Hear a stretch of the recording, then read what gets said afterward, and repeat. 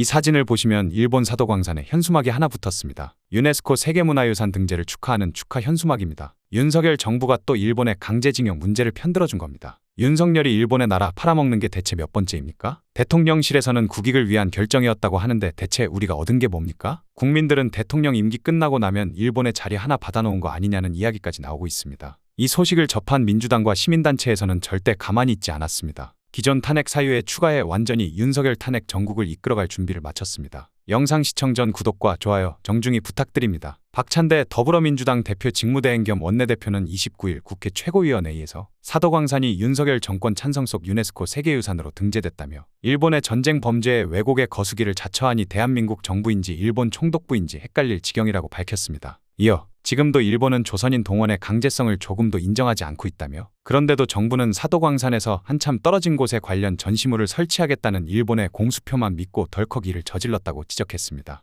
또 2015년 군함도의 세계문화유산 등재 당시에도 일본은 강제동원 기록 명시를 약속했지만 이를 전혀 지키지 않았다며 이런 전과를 뻔히 알면서도 또다시 일본이 하자는 대로 반인륜적 전쟁 범죄의 부정과 은폐에 손을 빌려준 것이라고 비판했습니다. 박 원내대표는 또 윤 대통령이 지난해에는 오므라이스 한 그릇에 강제노역 피해자의 피눈물을 팔아먹더니 이번에는 사도광산 문제까지 일본에 퍼준 꼴이 됐다며 오죽하면 일본 내에서 독도 문제까지 윤석열 정부 임기 내에 해결해야만 한다는 목소리까지 나오겠나고 강조했습니다. 그러면서 민주당은 대한민국의 존엄과 자존심을 파괴하는 윤석열 정권의 망국적 일본 퍼주기에 강력히 맞서겠다며 윤석열 정권의 외교 무능과 참사에 대한 철저한 진상조사와 엄중한 책임을 반드시 묻겠다고 했습니다. 우리 정부 입장은 일본 주장이 사실이 아니라고 우기고 있는데 일본 언론 입장은 완전히 다른 상황입니다. 일제강점기 때 조선인 강제동원이 대규모로 이뤄졌던 일본 니가타현 사도광산이 27일 유네스코 세계유산으로 등재된 가운데 한일 정부가 사전에 강제노동이라는 표현을 사용하지 않기로 합의한 것으로 전해졌습니다. 사도광산의 조선인 노동자 강제성 표현 문제는 일본과 협의하지 않았다는 외교부의 주장과 배치돼 파문이 예상됩니다.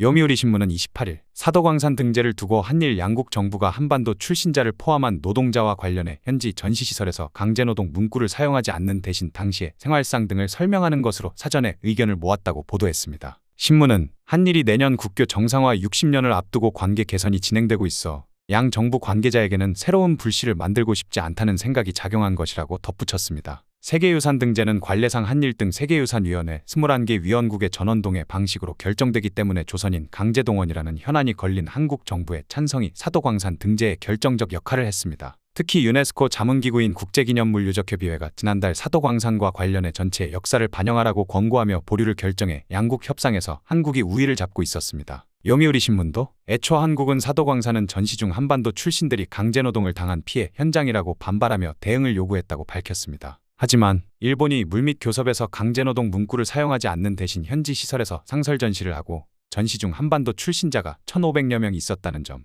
노동환경의 가혹함을 소개하는 방안 등을 타진해 한국이 최종 수용했다고 전했습니다. 이는 외교부의 그동안 주장과 상반됩니다. 외교부 당국자는 사도광산 등재 과정에서 강제성이 빠진 것과 관련해 강제성 표현 문제는 2015년 이미 정리됐다. 표현 문제를 놓고 이번에 일본과 협의했던 것은 아니다라고 말했습니다. 2015년 7월 조선인 강제동원 피해가 있었던 군함도 등이 세계유산에 등재될 당시엔 일본 정부는 본인의 의사에 반해 동원돼 가혹한 조건에서 강제로 노역을 했다고 밝히는 등 강제성을 명확히 한 바 있습니다. 한국 고위 당국자도 27일 라오스 비엔티안에서 열린 아세안 관련 외교장관 회의에서 기자들을 만나 되풀이해서 표현만 안 했을 뿐이지 과거 약속을 그대로 이어가겠다는 뜻이 담겨 있는 것이라고 말했습니다. 일본이 강제노역 등 과거 약속을 이어가겠다는 한국 정부의 설명도 사실이 아닌데요. 일본 정부 관계자는 이날 상케이 신문에 사도광산 조선인 노동자 전시 등에 대해 강제노동이 아니라는 정부의 기존 입장을 바꾼 것이 아니다라고 말했습니다. 외교부는 이날 저녁 한일 간 강제노동 빼기로 사전 합의하였다는 일본 언론 보도는 전혀 사실무근이라고 밝혔습니다. 이보다 앞서 외교부는 기자들에게 일본 정부는 그동안 세계유산위원회에서 채택된 모든 관련 결정과 이에 관한 일본의 약속들을 명심할 것이며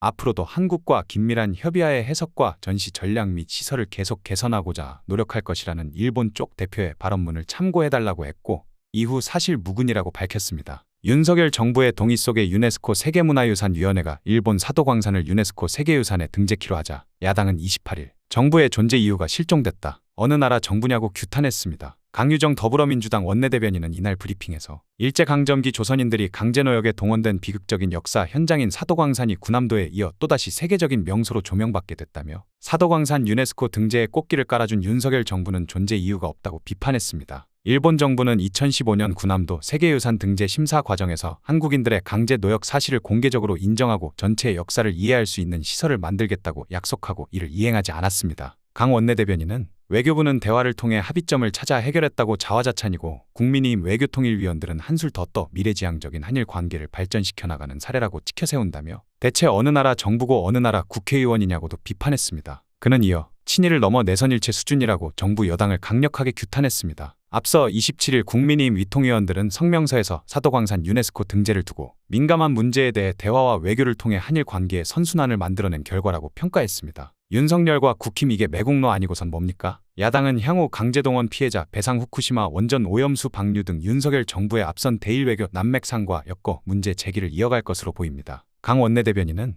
대한민국의 주권과 자존심을 지키는 문화 외교도 윤석열 정부의 존재 이유도 실종됐다며 외교 실패를 넘어선 외교 참사의 책임, 역사 왜곡에 동조한 책임, 강제징용 피해자들의 눈물을 외면한 책임 반드시 묻겠다고 밝혔습니다. 시민단체에서도 윤석열 정부를 향한 비판의 목소리를 냈습니다. 일본 사도광산을 유네스코 세계유산 등재 과정에서 한일 정부가 조선인 강제동원 표현을 배제하기로 사전에 조율했다는 의혹이 일자 시민단체가 철저히 진상규명해야 한다고 촉구했습니다. 일제강제동원 시민모임은 29일 성명을 내어 한일 정부가 사도광산 전시시설에서 강제노동 문구를 사용하지 않는 것으로 사전 협의했다는 일본 언론 보도에 대해 철저히 규명해야 한다고 밝혔는데요. 시민모임은 일본 요미우리 신문은 28일치 보도에서 한일 양국 정부가 현지 전시시설에서 강제노동 문구를 사용하지 않는 대신 당시의 생활상 등을 설명하는 것으로 사전에 의견을 모았다고 했지만 우리 외교부는 협의는 없었다고 말에 배치된다며 사전 조율을 거쳐 강제노동 표현을 배제한 것이라면 제2의 매국 행위라고 주장했습니다. 시민모임은 또 우리 정부는 일본 사도광산의 세계유산 등재 뒤 한국인 노동자들이 처했던 가혹한 노동환경과 고난을 기리는 새로운 전시물이 설치된 것을 놓고 외교적 성과로 치장했다며 하지만 28일부터 관람이 시작된 전시물에는 막상 강제동원과 강제노동에 대한 언급이 빠졌다고 지적했습니다.